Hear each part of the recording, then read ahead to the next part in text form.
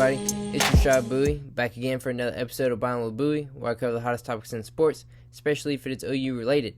Weather conditions have kind of changed my environment for the next couple podcasts, but dedicated, so I'm still going to try and drop a video. But currently in my sister-in-law's bedroom, had to leave my house for a couple days, so videos aren't going to be as good quality-wise, but I'm still gonna bring them to you. So let's dive into today's info. I want to present my way too early top 25 college football AP poll. So let's get into it. Start at 25 and work my way to 1. 25, I got Northwestern, which is kind of irrelevant. But my big takes for the bottom of the AP poll are Texas at 24 and then Michigan at 23. Every year Texas is overhyped, put way too high in the AP poll to start the year. So I feel like if they're going to be in the AP poll, they need to be bottom tier, and then you got to prove something. You got to work your way up, not just start at 14, 12, or like the range they usually start at. Like Texas, if you're back with Steve Sarkisian and your new stud quarterback that you think you have and your running back that's actually supposed to be pretty good, we'll see if Texas can actually develop some talent for once, because they get good recruits. They just don't do anything with them. So we'll see if they can work their way up, but I'm not going to put them too high. And then Michigan is a complete mess, but I can't imagine them not being in the top 25 AP poll. But again, they got to prove to me, they got to show up and compete with Ohio State. They got to compete with the top dogs in the conference, because every year they're a disappointment. But somehow Jim Harbaugh got a contract extension. Don't really understand that move, but whatever. 22, I got Coastal Carolina. They had a solid year. I mean, obviously the competition is not as strong, but I think they were a solid football team last year. So we'll see if they can make some noise again this college football season. At 21, I got Ole Miss. I just kind of threw them in there. 20, I got Louisiana Lafayette. Again, they're a solid football team. They made some noise last year. We'll see if they can do it again. It was kind of hard for me to rank the Big Ten and Pac-12 teams, just because I didn't see much from them. I didn't get a large sample size last season, but I got Utah at 19, Arizona State at 18, which I like Arizona State a lot. I think they're a very underrated college football team, and I think they're going to make a lot of noise in the Pac-12 next year, especially with Oregon's quarterback transferring out. Even though they got that backup who looked pretty good in their bowl game, I think Arizona State's going to be a surprise team this year. Got Iowa sitting at 17, 16 Wisconsin, 15 Indiana, kind of a stretch of Big Ten teams, just because I feel like Big Ten teams are overrated every year. They're always ranked fairly high, and then Ohio State has zero problems with them. And they don't score a lot of points. Big Ten doesn't score points. That's my issue with them. I can't rank a team that just doesn't put points on the board when it's a 15-9 game. Like that's not going to get anything accomplished. You're not going to win a 90 playing like that. This ain't the 90s. This ain't the 80s. Like, you got to put points on the board. And at 14, I got Florida. I feel like they're going to have kind of a rough year. They lost quite a bit of talent. Oregon at 13. I think they're still a pretty solid football team, but since they lost their starting quarterback, I didn't feel comfortable putting them in the top 10. And at 12, I got USC. USC is another team that every year they're kind of hyped up, but I feel like they're going to perform this year, but we'll see. Miami at 11. ACC, that's going to be tough. I don't know if they'll be able to catch Clemson. Highly doubt it, but I think they're a very solid football team. They were a good football team last year with De'Aaron King, and he's coming back, so he's only going to be better. He's been in the system a little bit longer now, so they might be able to have a good year. Maybe they can pull off an upset. We'll see. And starting the top 10, I got Notre Dame sitting at 10. I don't know. I don't think they're going to have a very good year, personally. I just couldn't drop them out of the top 10 just because they had a good year last year and they had a decent recruiting class. So I think they start at 10. I don't think they'll be in the top 10 very long, but that's where I think they'll start. A&M, I got them at 9. Even though they lost their starting quarterback, I think they're still a good football team that a lot of players returning. Still got to beat Bama, which I don't think will happen, but maybe they can still have a strong year and get a New Year's Six bowl. Maybe they'll pull off the upset this upcoming year. Who knows? I don't imagine it. I wouldn't bet on it, but we'll see what happens. After that, I got North Carolina. I am a big fan of North Carolina and what Mac Brown is doing at North Carolina. He has really turned that program around. They've had a couple years now where they've done fairly well, and I think they're going to be really hitting their stride this upcoming season. Again, ACC team. I don't know if they're going to be good enough to beat Clemson. They almost did a couple years ago. But yeah, I think North Carolina might be the second best team in the ACC if I had to pick. I got the Bearcats, Cincinnati Bearcats at 7. Again, a team that doesn't play a lot of competition, but they had a really good year last year. And I think Cincinnati can hang with some Power 5 conference competition.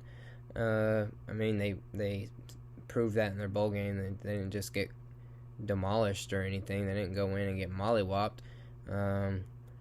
But yeah, I think Cincinnati's a good football team. They're not going to make the playoffs even if they go undefeated, but I think they're a top 10 team this past season. Then we look at 6, Iowa State. They're returning their starting quarterback and running back. They're going to make some noise, I think, in the Big 12. If I had to pick, obviously it's easy to pick the same two teams to go back to the Big 12 championship, but that's who I would pick. I would pick Iowa State to return to the Big 12 championship just because the other teams aren't on that level quite yet. They're a step or two behind Iowa State, and then Iowa State, I think, is a step or two behind Oklahoma. But Iowa State, they're going to be a good football team this year. It's going to be a good game between Iowa State and Oklahoma in the regular season. We'll see if Iowa State can return to the Big 12 championship. At 5, I got Georgia, just because Georgia, the recruiting class is great every year. They don't really do much with the recruits. They don't ever win the SEC. They don't make it to the playoffs. But yeah, you have to put them in there just because of the talent that they're bringing on the field. But we'll see if Georgia can turn things around. Not that they've had a bad couple years, but they haven't performed to the level that Georgia sets for themselves. You know, they expect to be playing for the SEC title game. They expect to win the SEC title game. They expect to be in the playoffs, but that hasn't happened the past couple years. So we'll see if they can get it done this year. At 4, I got Ohio State. Again, they're going to be a very good football team once again. Have a good quarterback coming in. Have plenty of talent at receiver. They have a great recruiting class. All the thing they got to worry about is them transitioning from high school to college. That's about it. But they're bringing a ton of talent up there, and they're going to be a very good team. Probably going to win the Big Ten again. I can't imagine anyone unseating them in the Big Ten. Then at 3, I got Clemson. Of course, you know, they lost Trevor Lawrence, Travis Etienne, Amari Rodgers, but their defense, practically all of their defense is returning. I think they have 10 defensive starters returning, so they're obviously going to be great on defense, and then they're going to have another stud quarterback step in, DJ Ugalele. I don't really know how to say his last name. Haven't quite figured that out, but he popped off in that Notre Dame overtime loss, and he's gonna be a star once again. But Clemson, yeah, every year you can expect them to be up there 1, 2, 3, top 4 every year until they fall off, if they ever fall off. Maybe if Brent Venables ever decides to take a head coaching job, then they'll fall off. But until then, Clemson ain't going nowhere anytime soon. Then I got 2. I got our Oklahoma Sooners at 2. We lost Creed, Ramondre Stevens, Perkins, both the Trays, Norwood and Brown. But we got Brooks returning. We got a lot of key transfers coming in, a good recruiting class. It's been 2 decades since Oklahoma's won a national title. We need one. We need one now. We need one this year. We need one next year. We need one. Come on. It's been too long. I am tired of waiting. I have not witnessed in my lifetime the Oklahoma Sooners win a national championship, and it is time that they win a national championship. If we do not make it to the national championship this year, it will be a failure, because this is going to be the most complete team we have had in a very long time. This is going to be the most complete team that we have had that since I've been watching Oklahoma football in the 12 years that I've been watching, approximately, since I was a kid. This is going to be the best team that we've had. I'd say it's the best team that we've had since Bradford was on campus. We haven't had a good defense in a very long time, and this is going to be a very good football team, I think. It's just, can we live up to those expectations, and can we not get beat by a team we're not supposed to lose to? You do not see Alabama losing to teams they're not supposed to lose to. You don't see Clemson. Clemson rarely loses to teams they're not supposed to lose to.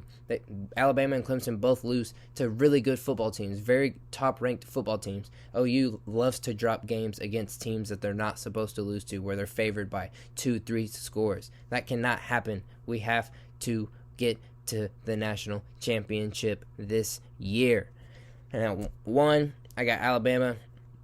they lost a ton of talent. Mac Jones, Najee Harris, Devontae Smith, Jalen Waddle, Patrick Surtain, and then their offensive coordinator, Steve Sarkisian, and I can keep going about all the talent they've lost. And then I can continue that and talk about all the great talent they have coming in, because it's the University of Alabama, and they arguably just had the greatest recruiting class in college football history. So yeah, they're going to be there. Alabama hasn't gone anywhere for the past decade. They're not going anywhere until Nick Saban probably dies, or unless some huge scandal just comes out of nowhere, which could, I guess. I don't know. Who knows? Maybe they're paying their players, maybe not. Stuff like that doesn't come up for a very long time, so it's kind of irrelevant for now, even if they are paying their players. But Alabama, great recruits every year. It doesn't matter who they lose. They can lose 22 stars. They can lose all 22 starters, and I would still bet that the players coming in are going to keep them right on track, and it's not going to be a drop-off year or a recovery year or anything like that. They're at the top every year. So, yeah, top 25 to start the year. That's my predictions. Like always, consider subscribing, sharing, and I'll catch y'all later, hopefully, if the weather ain't too bad and I can continue doing it.